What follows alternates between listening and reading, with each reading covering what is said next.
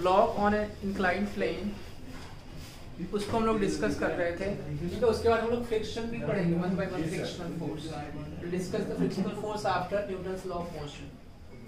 तो देखो ये आपका इंक्लाइंड प्लेन है, try to understand here, this is your inclined plane.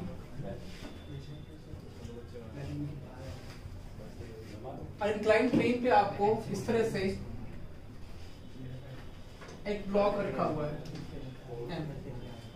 समझ में आ रहा है, और एक फोर्स आपको अप्लाई किया जा रहा है, फोर्स F। तो फोर्स F आपको बताना है F की वैल्यू, जिसकी वजह से ये M जो है वो रेस में हो जाए, मतलब M जो है वो नीचे की तरफ नहीं जाए, वो F की वैल्यू क्या होगी आपको ये बताना है। तो सबसे पहले मानोगे इसका मास जो है वो M है, ठीक है जी। और ये कैसा ब्लॉक है, ब्लॉक का जो सरफेस जिस ब्लॉक पे रखा हुआ है इसका सरफेस कैसा है, स्मूथ सरफेस है, that is frictionless, a smooth surface. ये आपको एंगल दिया हुआ है, दिस एंगल इज थीटा, और ये एंगल कितना हो जाएगा 90 degree. You can say that this angle is equal to 90 degree, this is your theta. समझ में आ रहा है जी सबको। तो देखो मास mg लगेगा इसमें, mg ये इसका मास जो है कैसे लगेगा, मास mg, mg इस डायरेक्शन में होगा, क्लियर है जी सबको, mg इस डायरेक्शन में होगा। इसके ऊपर नॉर्मल रिएक्शन क्या होता है, नॉर्मल रिएक्शन, नॉर्मल रिएक्शन। तो देखो mg के दो कंपोनेंट आएंगे, if you talk about here mg के दो कंपोनेंट होंगे, कौन कौन से डायरेक्शन में, एक इस डायरेक्शन में होगा और एक इस डायरेक्शन में होगा। समझ में आ रहा है, इसके परपेंडिकुलर ही मींस दोनों डायरेक्शन में होते हैं, एक एक्स एक्सिस के टुवर्ड्स में और एक वाई एक्सिस के टुवर्ड्स में। तो mg के दो कंपोनेंट आएंगे, एक इस ब्लॉक के परपेंडिकुलर होगा और एक इस डायरेक्शन में हो जाएगा।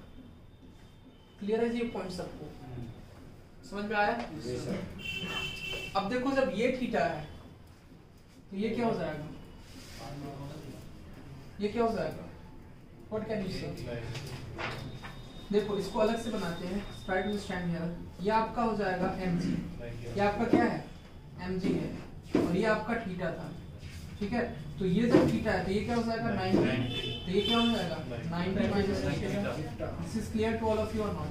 जब ये 90 माइनस थीटा है तो यहाँ पे ये है mg का कंपोनेंट, तो ये पार्ट क्या हो जाएगा, दिस पार्ट इज थीटा। जब ये थीटा हो जाएगा तो ये क्या हो जाएगा mg cos थीटा। क्लियर है कैसे, समझ में आया सबको कि नहीं आया, नहीं आया सर, ये भी नहीं आया। 90 माइनस थीटा यहाँ तक तो समझ में आया, ये थीटा होगा, ये समझ में आया, इसलिए कि दोनों क्या है आपस में परपेंडिकुलर है, इस सरफेस की परपेंडिकुलर है। तो ये 90 माइनस थीटा होगा, तो ये क्या हो जाएगा 90 माइनस थीटा, 90 माइनस 90 0 और minus of minus theta plus theta, ये आपका थीटा हो जाएगा। This becomes mg cos theta. Clear है पॉइंट सब, mg cos theta you can से।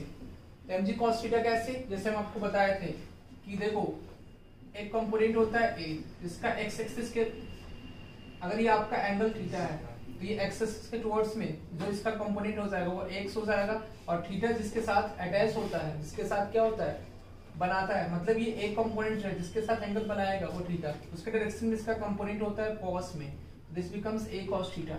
और इसका क्या हो जाएगा कंपोनेंट ay हो जाएगा आपका a sin theta. This is clear to you और not. This becomes ax is equal to a cos theta, ay is equal to a sin theta. This point is clear to all of you. Okay. तो इसी तरह से similarly you can say that this is mg cos theta. ठीक है, mg cos theta, mg cos theta, समझ में आया ये point? What about this? अब ये mg cos theta हो जाएगा ये थीटा, तो इसके डायरेक्शन में क्या हो जाएगा component, this becomes mg sin theta। और देखो जब भी कोई भी ब्लॉक या कोई भी ऑब्जेक्ट अगर इंक्लाइंड प्लेन पे होता है तो उसको फिसलाने के लिए, स्लाइडिंग करने के लिए कौन सा फोर्स नेसेसरी होता है, mg sin थीटा। तो क्वेश्चन ये भी आपसे पूछा जाता है एग्जाम में, कौन सा फोर्स जो है वो नेसेसरी होता है स्लाइडिंग के लिए, तो क्या हो जाएगा mg का कंपोनेंट होगा और mg sin थीटा, उसका वेट का कंपोनेंट किसके टर्म में हो जाएगा sin थीटा के रिस्पेक्ट में, this becomes mg sin theta. Very point आप जा रहे हैं, ये सर mg sin theta, समझ में आ रहा है, mg sin theta and this becomes what mg cos theta। Clear है, तो mg cos theta इसका हॉरिजॉन्टल कंपोनेंट हो जाएगा, इसका वर्टिकल कंपोनेंट क्या हो जाएगा mg sin theta। ये समझ में आया सबको। yes, तो देखो mg sin theta is the force which is responsible for the sliding of this object on an inclined plane। inclined plane पे जो है ये फोर्स रिस्पांसिबल होता है जिसपे क्या होता है, इसकी स्लाइडिंग होती है। क्लियर है पॉइंट। तो देखो mg sin थीटा ये हो जाएगा, तो ये फोर्स किसके इक्वल हो जाएगा, mg sin थीटा के। तो फोर्स जो होगा वो mg sin थीटा के अगर इक्वल हो जाएगा तो इस केस में ब्लॉक क्या हो जाएगा, ब्लॉक रेस्ट होगा, block rest on an inclined plane. ठीक है, तो you can say that if f is equal to mg sin theta then block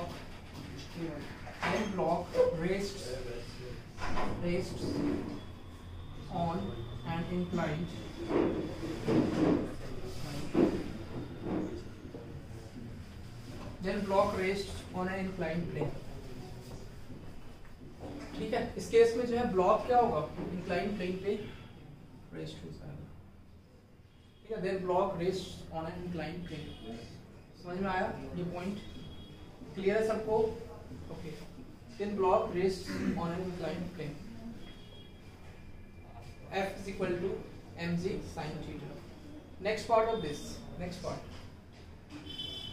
F is equal to mg cos theta। तो अब देखो mg cos theta किसके equal हो जाएगा, mg cos theta हो जाएगा नॉर्मल रिएक्शन के।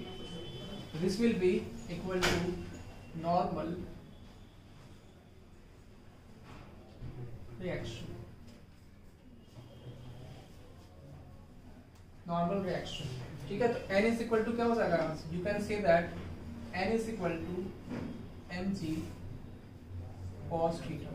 ठीक है जी, n is equal to क्या हो जाएगा, mg cos theta। Normal reaction किसके इक्वल हो जाएगा, mg cos theta के, और ये हो जाएगा आपका mg sin theta। समझ में आया? This point is clear to you और नॉट?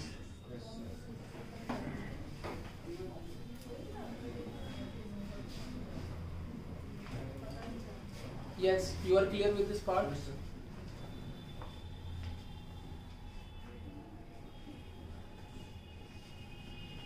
Just do it. अब क्वेश्चन आपको देंगे इसके ऊपर बेस। क्वेश्चन है, लिखिए सब लोग।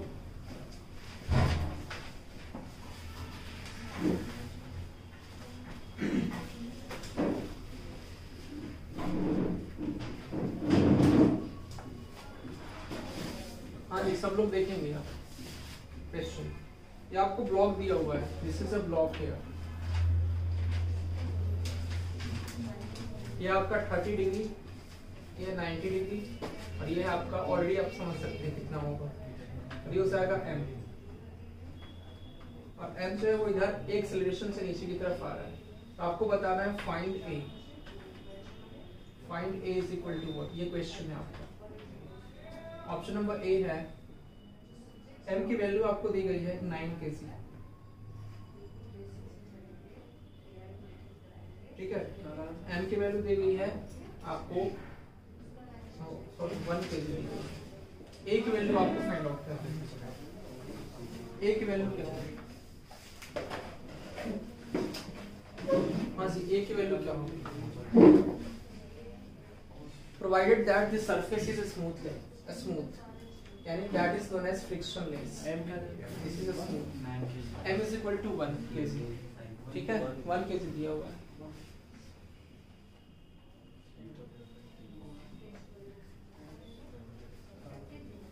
क्या हो जाएगा, कैसे फाइंड आउट करेंगे, क्वेश्चन इज दिस। क्वेश्चन से देखिए और कैसे फाइंड आउट करेंगे। mg का एक कंपोनेंट होगा इधर, ये आपका हो जाएगा mg, तो इधर हो जाएगा क्या, mg cos थीटा, एंड इधर हो जाएगा आपका mg sin थीटा। ठीक है, तो a ये क्या हो जाएगा, ये फोर्स जो है इधर mg के इक्वल हो जाएगा, means ma is equal to mg sin theta. तो you can say that mg is equal to mg sin theta, और थीटा कितना है 30 डिग्री। ठीक है, तो ये m से m cancel, a is equal to g sin theta, g की वैल्यू है 10 into sin theta means sin 30 degree. Clear है जी, और sin 30 degree means 10 into 1/2 that is equal to 5 metre पर सेकंड स्क्वायर। तो आप देखोगे, समझ रहे आप एक part, try to understand. Note में आपको एक पॉइंट लिखना है कि जो एक्सेलरेशन होगा ब्लॉक का, वो जो उसके मास के ऊपर डिपेंड नहीं करेगा। ठीक है, एक्सेलरेशन किसके ऊपर डिपेंड करेगा, जो किसके ऊपर, जो उसका ग्रेविटी तो सबके लिए सेम हो जाएगा जी, इसके ऊपर जो इंक्लिनेशन होगा उसके ऊपर डिपेंड करेगा। इसका मतलब अगर आपसे क्वेश्चन पूछा जाए कि यहाँ पे मास अगर 9 kg का होगा तो उसका एक्सेलरेशन क्या हो जाएगा, तो वो भी सेम ही होगा। अगर मास जो है वो 4 kg का होगा तब भी एक्सेलरेशन सेम ही होगा। आप अगर रियल लाइफ में सोचेंगे ऐसे तो सोचेंगे ना जिसका मास ज्यादा होगा वो ज्यादा तेजी से आएगा नीचे, आप ऐसा सोचते हैं ना इंक्लाइन प्लेन पे भी। जैसे एक हैवी आदमी जिसका वेट जो है वो 90 kg हो गया, 100 kg, तो आपको अगर पूछा जाए क्वेश्चन ऐसे ही पूछता है आपको जीके में भी, इससे आपका कॉन्सेप्ट क्लियर हो जाता है। कैसे समझते हैं, जैसे लैंग्वेज में पूछेगा कि एक आपका one man whose weight is 90 kg and one man whose weight is 60 kg rests on a floor of a sliding floor, ठीक है। तो स्लाइडिंग फ्लोर पे वो बैठे हुए हैं एंड दे स्टार्ट स्लाइडिंग, ठीक है। तो अपना स्लाइडिंग स्टार्ट करते हैं, देन किसका एक्सेलरेशन जो है वो ज्यादा होगा और किसका एक्सेलरेशन कम होगा आपको पूछा जाएगा। और ऑप्शन में लिखा रहेगा एक्सेलरेशन ऑफ ए, मतलब मास पहले वाले आदमी का ए दे देगा, दूसरे वाले मैन के लिए बी दे देगा, ठीक है। तो आपसे पूछा जाएगा A acceleration of A is greater than acceleration of B, acceleration of B is less than acceleration of A, दोनों का इक्वल भी दिया रहेगा और डी नंबर ऑप्शन दिया रहेगा नॉन ऑफ दिस। तो आप क्या टिक करेंगे, आप क्या टिक करके आएंगे, सी, दोनों का एक्सेलरेशन इक्वल होगा। लेकिन इसके पहले क्या आप टिक करके आते हैं जब ये कॉन्सेप्ट नहीं पढ़ेगा, फर्स्ट वाला कि जिसका मास ज्यादा होगा उसका एक्सेलरेशन ज्यादा होगा। लेकिन आपको क्या करना है, एक्सेलरेशन दोनों का सेम होगा। इंक्लाइन प्लेन पे जो एक्सेलरेशन होता है वो डिपेंड करता है इंक्लिनेशन पे, जो थीटा है, this the inclination of the sliding plane. तो लिख लो इसमें the acceleration of an object depends on the acceleration of an object on the sliding floor depends on the inclination of the sliding, depends on the inclination of the sliding plane, sliding plane, inclination of the sliding plane, inclination of the sliding plane. It does not depend on the mass of the object. It doesn't depends on the mass of the object on which it is sliding. On which the object is sliding is not depend on the, it doesn't depend on the mass of the object, ठीक है, in a sliding plane। समझ में आया, इसमें किसी को कोई doubt, clear है ना पॉइंट? यस, देखिए जल्दी।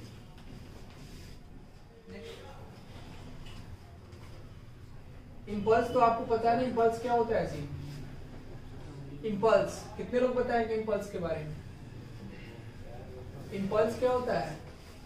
Yes, tell me. 37 degrees given, this is 53 degrees given, ठीक है। आपको यहाँ पे दिया हुआ है 50 kg का मास, यहाँ पे पुली फिक्स अप किया हुआ है और ये मास कितना है 50 kg का, ठीक है। यहाँ पे भी पुल अप किया हुआ है, ये मास कितना है 100 kg का, क्लियर है। 100 kg 50 kg, ये 37 डिग्री, ये 53 डिग्री, क्लियर है।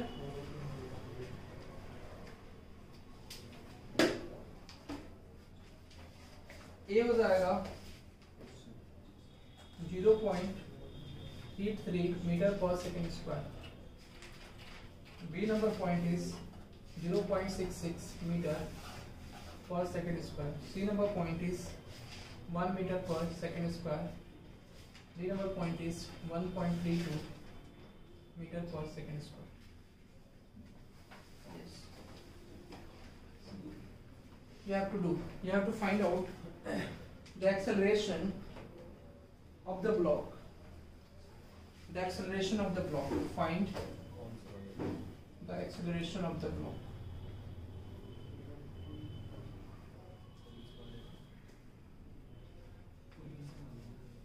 किसी का भी फाइंड आउट करो, सेम एक्सेलरेशन होगा, इसलिए कि दोनों में टेंशन क्या हो जाएगा, T हो जाएगा।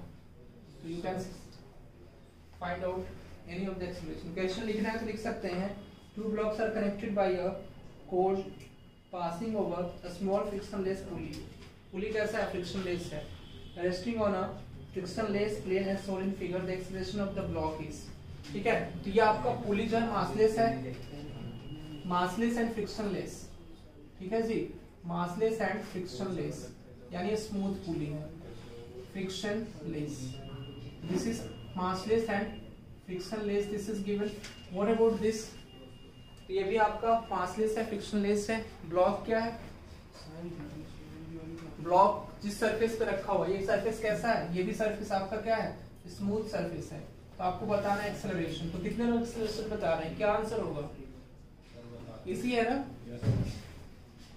हाँ जी, ये 37 डिग्री है और ये 53 डिग्री है। सर आपने ये क्या ले लिया, ये 90 डिग्री है, ये 37 है, 53, तो ये क्या हो जाएगा 90 डिग्री। अब बताएंगे इसका कंपोनेंट क्या हो जाएगा, इसका कंपोनेंट इस डायरेक्शन में mg cos 53 डिग्री, इस डायरेक्शन में क्या हो जाएगा जी mg cos sin, ठीक है, mg sin 53 डिग्री। इसका कंपोनेंट क्या हो जाएगा इस डायरेक्शन में mg cos 37 डिग्री, ठीक है। इसका इस डायरेक्शन में क्या हो जाएगा mg sin 37 डिग्री। तो 37 डिग्री की वैल्यू कैसे निकालोगे, तो देखोगे आप, this is your triangle ABC। अब समझिए 37 डिग्री की वैल्यू हम लोग कैसे निकालते हैं। ABC is a triangle here, ये आपका होता है 5, ये हो जाता है 3 एंड ये हो जाता है 4, ये 37 डिग्री हो जाता है, और ये हो जाता है आपका 53 डिग्री, और ये हो जाएगा राइट एंगल ट्रायंगल, ठीक है। जो कम एंगल होगा उसके सामने 3 होगा, जो ज्यादा एंगल होगा उसके सामने 4 होगा, और इसका हाइपोटेन्यूज 5 हो जाता है, 3 4 5 याद रखने का तरीका। तो sin 37 डिग्री अगर पूछा जाए तो क्या आप फाइंड आउट करेंगे, किसी भी एग्जाम में आप जाओगे तो साइन कॉस तो याद ही रखना पड़ेगा, कहीं भी पीछा नहीं छूटेगा। एडवांस मैथ में क्या आता है, अब तो सब में पूछने लगा है, चाहे वो आप एनटीपीसी का दो, ठीक है, चाहे वो आप ग्रुप डी का दो, चाहे ग्रुप ए का दो, ठीक है, सब में आता है। ग्रुप ए में कुछ में नहीं आते हैं, लेकिन अब भी सीसेट में इंक्लूड कर लें, जैसे यूपीएससी वगैरह में थोड़ा सा कम आता है, आईएएस वगैरह में, तो ये सब जो है उतना नहीं आता, लेकिन उसमें भी सीसेट में अब इंक्लूड करके लगे अर्थमेटिक मैथ्स, ठीक है। तो ये तो सब में होता है, समझ में आया, ये तो सब में होता है।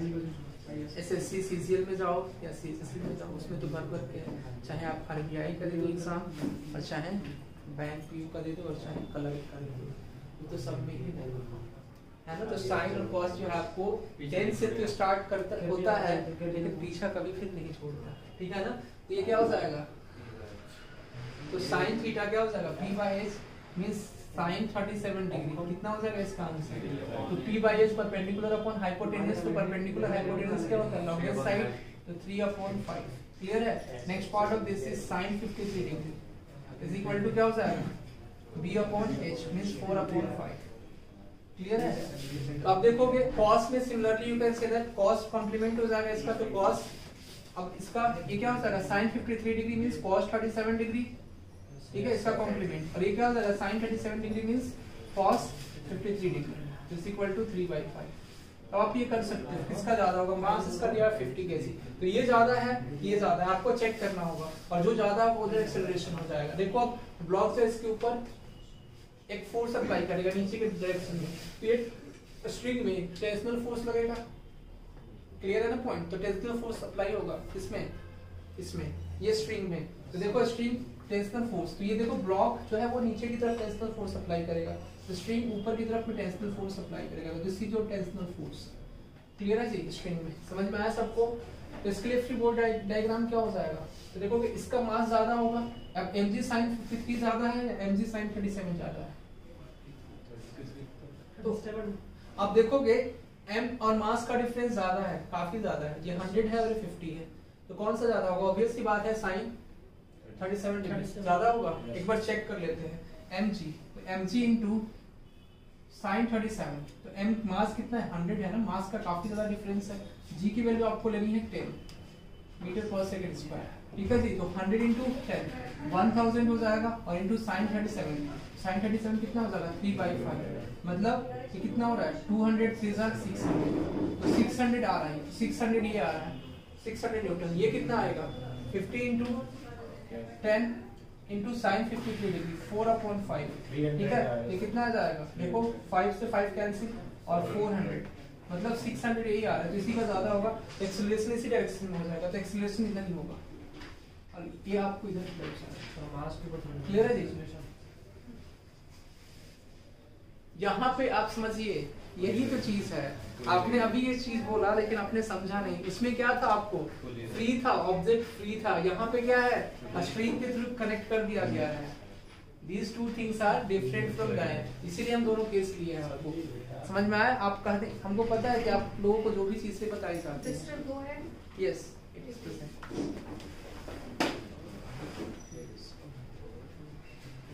Try to understand the next point of this. आपको एक चीज़ बताई जाएगी तो आप क्या करते हो? उसी को एक जगह जो है अप्लाई करने लगते हैं। ठीक है, लेकिन आप इस चीज़ को समझिए। पूरा खेल जो है ना हर एक चीज़ में, हर एक एग्जाम में आप देखोगे समझ का है। अगर आप समझ गए उस एग्जाम के रिक्वायरमेंट तो आप उस एग्जाम को क्लियर कर सकते हैं। अगर आप नहीं समझे तो फिर आप कभी उसको क्लियर नहीं कर पाएंगे। This is the real fact. कभी नहीं, पूरी लाइफ में भी कभी नहीं। आपको अगर 100 साल भी दिया जाएगा तब भी आप नहीं क्लियर कर पाएंगे। इसलिए जब तक आप उसको समझेंगे नहीं तब तक नहीं। सर ये दोनों एंगल पॉजिटिविटी हो, ये ट्रिपलेट लगेगा 345 क्या ये 345 ट्रिपलेट लगाए यही लगेगा, कोई भी एंगल हो, कोई भी एंगल के लिए नहीं होगा। ये 37 और 53 डिग्री के लिए होगा। ऐसा नहीं है कि कोई भी एंगल के लिए। ये जो है ना स्पेसिफिक जो वैल्यू होता है, स्पेसिफिक चीजों के लिए 37, 53 एंड 90। समझ में आया? ये चीज आप समझ लीजिए, ये रियल फैक्ट है जो आपको बता रहे हैं। ठीक है, अगर आप एग्जाम के रिक्वायरमेंट समझ गए तो एग्जाम फर्स्ट अटेम्प्ट में ही निकल जाएगा पहली बार में। अगर रिक्वायरमेंट नहीं समझे और उस तरह से मेहनत नहीं की तो फिर आप कोशिश करते रहिए। ठीक है, such real thing is that because you know that day by day population is going to increase. ठीक है, increasing population is increasing and the number of competitors is also increasing. ठीक है, तो number of competitors जो है आपको और भी ज्यादा increase करने हैं day by day। तो जहाँ पे बैठने चाहिए थे पहले 10,000 लोग, वहाँ पे बैठते हैं 10 लाख लोग। ठीक है, means I am giving you an example. ठीक है, I am giving you an example of this. ठीक है, कि ऐसे अब 3 लाख आप पहले का डेटा मान के चलते हैं। इस बार भी कुछ ना कुछ ज्यादा होंगे, अगले साल भी कुछ ना कुछ ज्यादा होंगे। ठीक है, तो हर एक साल day by day the number of competitors increase हो रहे हैं, लेकिन आपकी वैकेंसीज क्या हो रही हैं? डिक्रीज हो रही है। तो competition rate will be high. तो कंपटीशन रेट क्या होगा? हाई हो जाएगा ना। इस केस में आप समझो, इस केस में आपको कैसा करना चाहिए आप खुद ही सोचिए।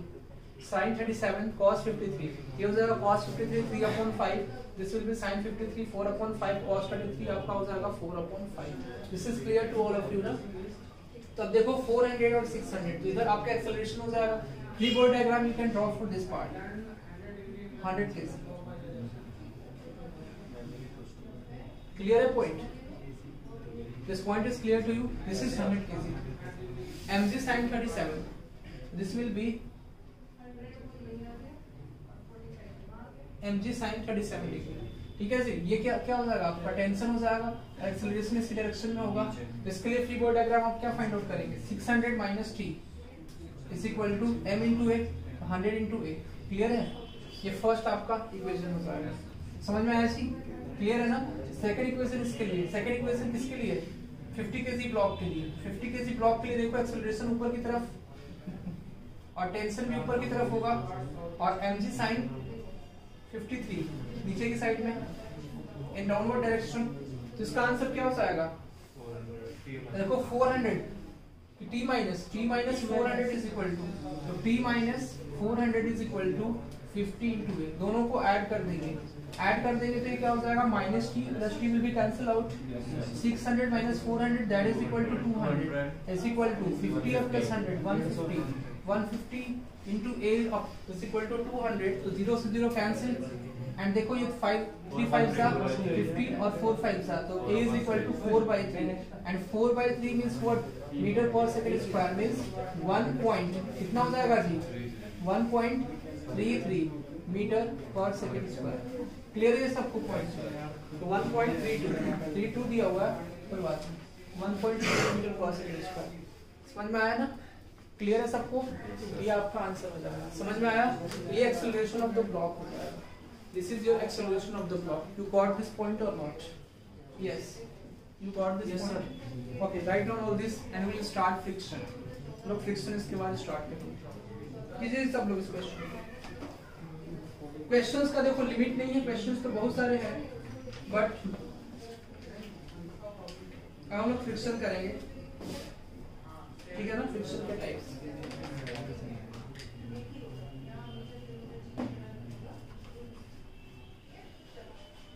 Write down this part.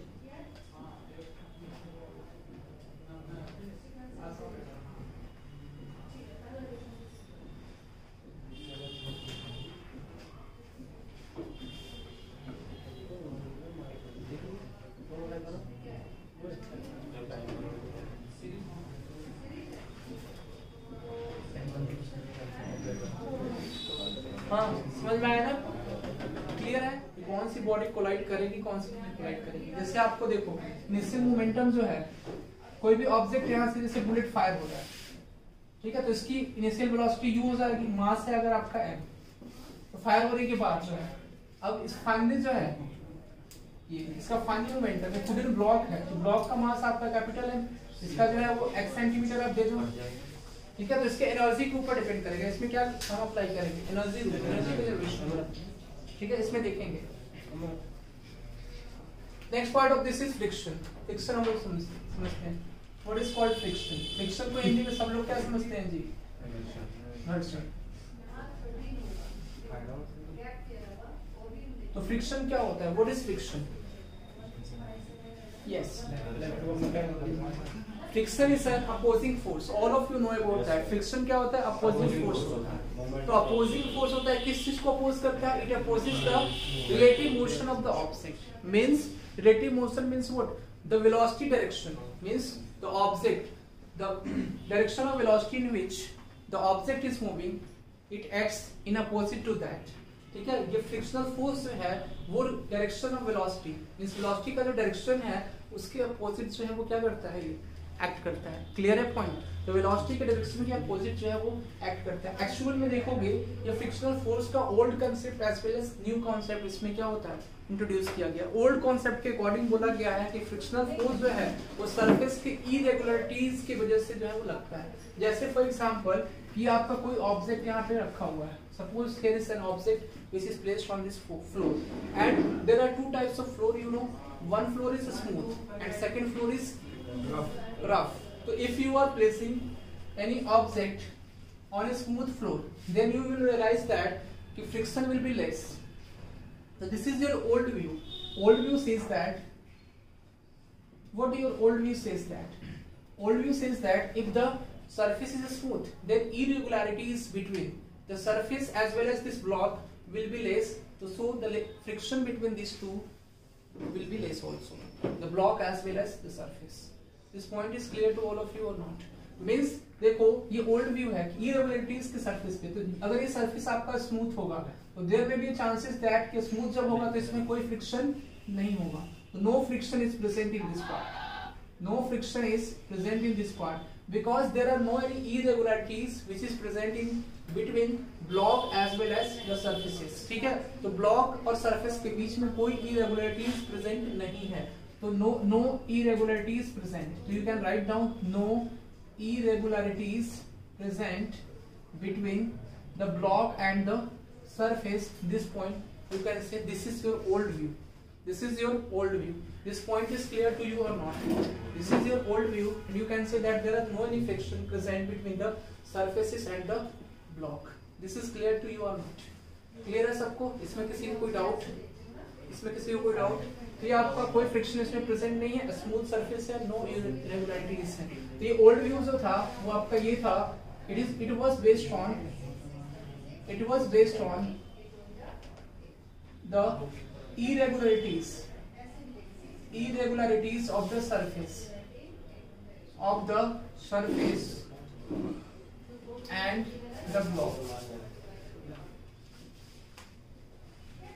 block, and this was saying that due to that frictional force is present, मतलब frictional force is present, ठीक है। तो due to this there is the presence of frictional force, तो irregularities की वजह से क्या होता है, frictional force का presence हो जाता है, and the concept of frictional force arises. This is clear to you or not? Means irregularities denotes the rough surface. You can see that the surface will be irregular. अगर irregular surface होगा, suppose अगर irregular आपका surface है, कैसा surface है जी?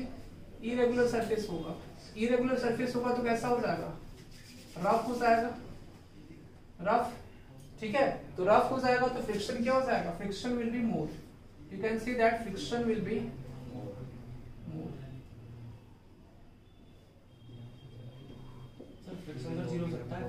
Friction is a necessary evil, you know. Without friction क्या है, necessary evil है। Necessary evil means without friction we cannot walk on the floor, without friction we cannot do anything. Clear है? Friction force is a necessary evil. That's why you can say that frictional force is a frictional force is a necessary evil. अगर frictional force नहीं होगा, आप यही सोचोगे ना कि frictional force अब नहीं होगा तो और अच्छा जो है वो हम कर पाते। देखो अगर कोई स्मूथ सरफेस है, सपोज अगर कोई स्मूथ सरफेस है तो स्मूथ सरफेस पे अगर कोई ऑब्जेक्ट को आप क्या कर रहे हो, छोड़ रहे हो, तो उस केस में वो इनफाइनाइट टाइम तक वो मूव करते रहेगा, कभी स्टॉप नहीं होगा। अगर फ्रिक्शनल लेस सरफेस है जैसे स्मूथ सरफेस है और इस पे आपने वेलोसिटी देनी किसी भी ऑब्जेक्ट को, तो उसकी वेलोसिटी कभी कम नहीं होगी, वो इनफाइनाइट टाइम तक क्या करते रहेगा, मूव करते रहेगा। क्लियर है पॉइंट? ये सबको समझ में आ रहा है कि वो इनफाइनाइट टाइम तक कैसे मूव करते रहेगा? इसलिए कि आपने क्या किया, वेलोसिटी इसको प्रोवाइड की, इस ऑब्जेक्ट को वेलोसिटी आपने क्या किया, प्रोवाइड किया, तो इसको F फोर्स दिया, ठीक है जी, F फोर्स आपने दिया और इससे इसमें एक्सेलरेशन प्रोड्यूस हो जाएगा।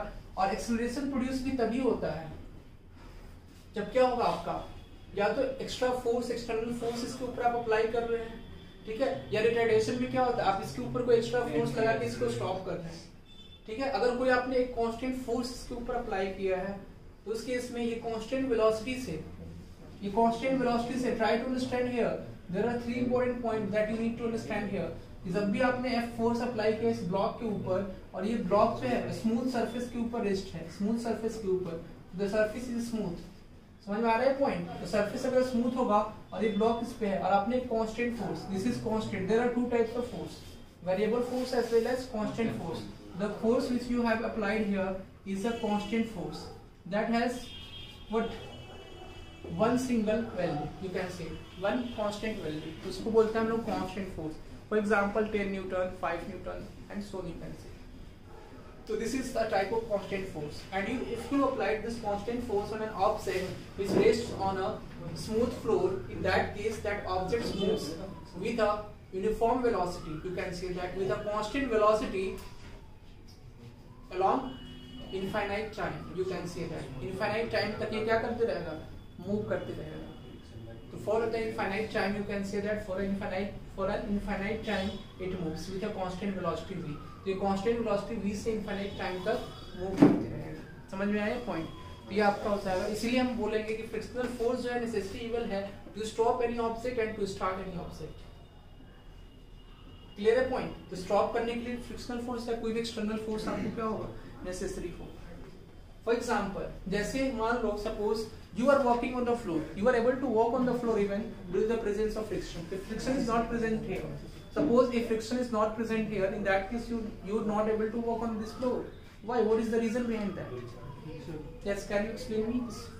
क्यों नहीं हम walk कर सकते हैं इस पे फ्लोर के ऊपर? जैसे हम लोग चल रहे हैं तो हम लोग घर्षण की वजह से ही चलते हैं, ठीक है, घर्षण की वजह से चलते हैं, हम लोग क्यों नहीं चल पाते? Why? अगर घर्षण नहीं होगा तो हम लोग नहीं चल पाएंगे। क्यों? अगर फ्रिक्शन नहीं होगा तो फ्रिक्शन क्या एक तरह का कांटेक्ट फोर्स। यस, तो friction is a type of contact force. You can say that frictional force is a type of contact force. Clear है सबको? Frictional force is a type of contact force and due to the presence of this frictional force we are able to walk on the floor. हम लोग जो है इसकी वजह से क्या कर पाते हैं, फ्लोर पे चल पाते हैं। जैसे आप देखोगे अगर आप चलते हो फ्रिक्शनल फोर्स कहाँ लगता है, आप बता सकते हैं? क्वेश्चन ये भी एग्जाम में आया हुआ है। अगर आप चलते हैं तो फ्रिक्शनल फोर्स कहाँ लगेगा, पीछे की तरफ। कितने लोग कह रहे हैं पीछे की तरफ लगेगा फ्रिक्शनल फोर्स? फ्रिक्शनल फोर्स हमने क्या पढ़ा है कि वेलोसिटी के क्या होता है, डायरेक्शन, वेलोसिटी के डायरेक्शन के अपोजिट लगता है, ठीक है। लेकिन आप समझोगे आपने वेलोसिटी के डायरेक्शन के अपोजिट बोला कि फ्रिक्शनल फोर्स लगता है। Yes you are right, but आप कैसे चल रहे हैं उसको भी तो देखना है। आप क्या करते हैं, आप जो है फोर्स लगाते हैं, तो आपके फोर्स के रिजल्टेंट में क्या होता है, रिएक्शन फोर्स लगता है। वो एक्चुअली में वेलोसिटी प्रोवाइड आपको कब मिलता है, जब आप मस्कुलर फोर्स एक्सर्ट करते हैं। किसके ऊपर? Newton's third law of motion arises. जैसे फॉर एग्जांपल कि आप जो है यहाँ पे आपका ये पैर है, सपोज दिस इज योर पैर, ठीक है, योर फुट है, ठीक है, तो ये फुट हो गया। तो आप क्या करते हैं इस फुट से, ये आपका सरफेस हो जाएगा। ट्राई टू अंडरस्टैंड, ठीक है। तो ये जो है आपका सरफेस हो गया। समझ में आ रहा है?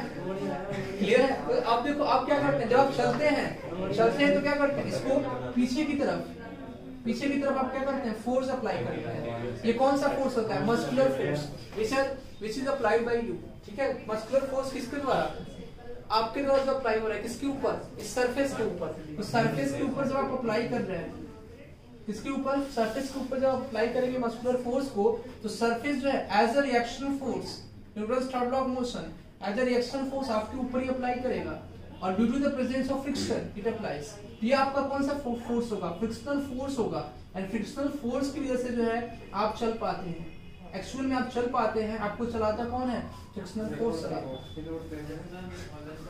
फ्रिक्शनल फोर्स आगे की तरफ लगता है, जब आप चलते हैं तो फ्रिक्शनल फोर्स जो है वो पीछे की तरफ नहीं लगता, फ्रिक्शनल फोर्स आगे की तरफ लगता है, इसीलिए आप चल पाते हैं। अब आप एग्जांपल लेंगे वैसे फ्लोर का, वैसे सरफेस का जिसमें फ्रिक्शन कम होता है। जैसे फॉर एग्जांपल फ्रिक्शन कम कैसे किया जाता है, या तो आप शो कर दो, या ऐसा चीज जो काफी ज्यादा स्मूथ हो, चिकना हो, जैसे आप कैरम बोर्ड खेलते हो, तो कैरम बोर्ड के सरफेस को अगर रफ हो जाता है तो उसकी वेलोसिटी जो है वो कम हो जाती है, तो उसको स्मूथ बनाने के लिए क्या करते हैं, पाउडर डालते हैं ना। उसी तरह से अगर सरफेस को आपको स्मूथ बनाना है तो क्या करते हैं, ऑयल गिरा दीजिए, ठीक है, पेट्रोल गिरा दीजिए, कोई ऑयल गिरा दीजिए ना, तो ऑयल गिराएंगे, या कोई भी सोपी सब्सटेंस, साबुन वगैरह गिर जाएगा, उस केस में क्या होता है, उस केस में समझो क्या होता है, फ्रिक्शन कम हो जाता है, और आप क्या करते हैं, आप सरफेस पे कॉन्स्टेंटली उतना फोर्स लगाएंगे, इसलिए कि आपका क्या है, mg तो है ना, आपका तो मास प्रेजेंट है, आपका क्या है, मास इनटू ग्रेविटी, ये तो प्रेजेंट है, तो आप क्या करेंगे, मास इनटू ग्रेविटी की वजह से फ्लोर पे तो आप उतना ही फोर्स अप्लाई कर रहे हैं, लेकिन फ्लोर के पास फ्रिक्शनल फोर्स है ही नहीं, फ्रिक्शनल फोर्स प्रेजेंट ही नहीं है, तो आप अप्लाई कर रहे हैं पीछे के टुवर्ड्स में अपने मस्कुलर फोर्स को, तो ये फ्रिक्शनल फोर्स है ही नहीं, तो रिजल्टेंट फोर्स लगा पाएगा, नहीं लगा पाएगा, तो आप जो भी फोर्स लगाएंगे वो पीछे की तरफ जाएगा, तो आप अपने आप जो है आपका पैर पीछे की तरफ हो जाएगा और आप गिर जाएंगे, यू विल फील दैट, पीछे की तरफ होता है, ऐसे ही गिरते हैं ना आगे की तरफ, समझ में आया। तो अब देखो आगे की तरफ देखो, मेनली चांसेस होते हैं जब भी आपका, सुनो, जब भी आपका फ्लोर होता है चिकना, तो आप फोर्स लगाते हैं, ठीक है, स्मूथ होता है, I am saying that smooth, no don't consider this as in the wrong way, ठीक है, तो देखो smooth surfaces, even I can read your mind, okay, what is going on in your mind, try to understand here, yes, you can understand this part ना, तो देखोगे आप समझे यहाँ पे, तो आप क्या करते हो उस केस में, फ्रिक्शनल फोर्स पीछे की तरफ अप्लाई करते हैं, तो उसकी वजह से क्या होता है, आप गिर जाते हैं, ठीक है, तो आपका पैर पीछे की तरफ हो या वो स्लिप कर जाता है, तो you will feel sleepy, clear point. अब उसके बाद सेकंड नंबर पॉइंट इज कि अगर आप आगे की तरफ फोर्स अप्लाई करते हैं, जैसे आप कभी कभी होता है आप पैर जैसे फुट को आगे बढ़ाएं और आगे कोई स्लिपरी सब्सटेंस है, आप नॉर्मल चलेंगे तो पीछे की तरफ गिरेंगे, ठीक है, लेकिन अगर कोई स्लिपरी सब्सटेंस है, ठीक है, आगे रखा हुआ, आप आगे की तरफ फुट अगर आप करते हैं तो आप डायरेक्टली आगे की तरफ फोर्स अप्लाई करते हैं, तो उस केस में क्या होगा, आगे की तरफ जब आप फोर्स अप्लाई करेंगे तो वहां फ्रिक्शनल फोर्स प्रेजेंट नहीं है, और फ्रिक्शनल फोर्स प्रेजेंट नहीं है तो आप कहां गिरेंगे, पीछे की फोर्स में, डिपेंड करता है कैसे पैर, समझ में आ रहा नहीं पॉइंट, किधर गिरेंगे, यस। तो वो एक्चुअल में क्या होता है कि स्मूथ ज्यादा है, और स्मूथ ज्यादा की वजह से आपके वेट को ओवरकम नहीं कर पा रहा है, कौन, वो जो सरफेस है, इसलिए सरफेस में इरेगुलरिटीज कम हो गई है, सरफेस के फ्रिक्शनल फोर्स को हम लोग कम कर दिए, इसकी वजह से कोई ऐसा स्मूथ सब्सटेंस या स्लिपरी सब्सटेंस को हमने क्या किया, चारों तरफ फ्रिक्शन जीरो हो सकता है, क्लियर, फ्रिक्शन जीरो हो सकता है, फ्रिक्शन जीरो होगा तो सरफेस स्मूथ हो जाएगा, लेकिन रियल में ऐसा कोई सरफेस एग्जिस्ट नहीं करेगा, in real there is no any surface that exist जिसका फ्रिक्शन क्या हो, जीरो हो, समझ में आया पॉइंट, इसमें जीरो होता है, यस, वैक्यूम का जीरो नहीं, वैक्यूम में एयर जो होते हैं, एयर नहीं होता, और उसकी वजह से जो एयर का फ्रिक्शनल फोर्स है वो जीरो होता है, यस, एयर क्या करता है, रेजिस्टेंस जो है वो किसी भी ऑब्जेक्ट के ऊपर अप्लाई करता है, लेकिन एयर का फ्रिक्शनल फोर्स काफी स्मॉल अमाउंट में होता है, यू कैन सी, यस, इसमें लिखेंगे पॉइंट, डिफरेंट पॉइंट्स आप काउंट करेंगे, लिखोगे आप, इफ वी लिखोगे question number, note number 1, if we apply constant force on a block resting on a smooth surface, if we apply constant force F, if we apply constant force F,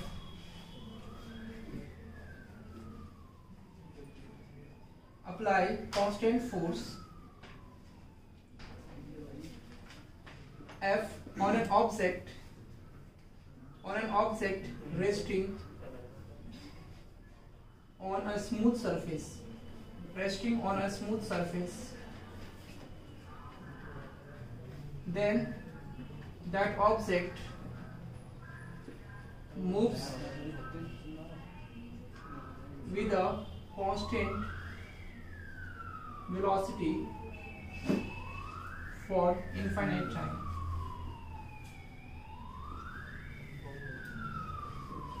Until and unless when an external force is not applied on it. ठीक है, जब तक कोई भी external force इसके ऊपर apply ना हो. ठीक है, तो इसमें लिख लेना provided that there is no any external force, there is no any external force applied on it. Clear a point? कोई भी external force है इसके ऊपर अप्लाई नहीं किया जा रहा. External force, friction is also a type of external force. You can see that friction भी क्या है, एक तरह का एक्सटर्नल फोर्स ही है. इंटरनल फोर्स है, एक्सटर्नल फोर्स है. Friction is a type of internal force या एक्सटर्नल फोर्स. एक्सटर्नल फोर्स इसलिए कि मॉलिक्यूल्स जो सरफेसेस होते हैं, देखो जैसे कि आपका सरफेस है और ये ऑब्जेक्ट है. ठीक है, समझिए यहाँ पार्ट पे. तो यहाँ के मॉलिक्यूल्स यहाँ पे फ्रिक्शनल फोर्स अप्लाई नहीं करेंगे. जो इसके सरफेस के प्रेजेंट मॉलिक्यूल्स हैं वही तो सरफेस से सरफेस के कांटेक्ट में यहाँ पे क्या हो जाएगा, सरफेस टू सरफेस कांटेक्ट होगा. सरफेस टू सरफेस कांटेक्ट होगा. And surface to surface contact में जो सरफेस के मॉलिक्यूल्स होंगे वो नेसेसरी होंगे फॉर द फ्रिक्शनल फोर्स. ठीक है, तो जो सरफेस के मॉलिक्यूल्स होंगे वो क्या होंगे, आपके नेसेसरी होंगे फ्रिक्शनल फोर्स के लिए. नेक्स्ट क्लास में हम लोग डिस्कस करेंगे इसके बाद. ठीक है, we will discuss the next part of this in the next class.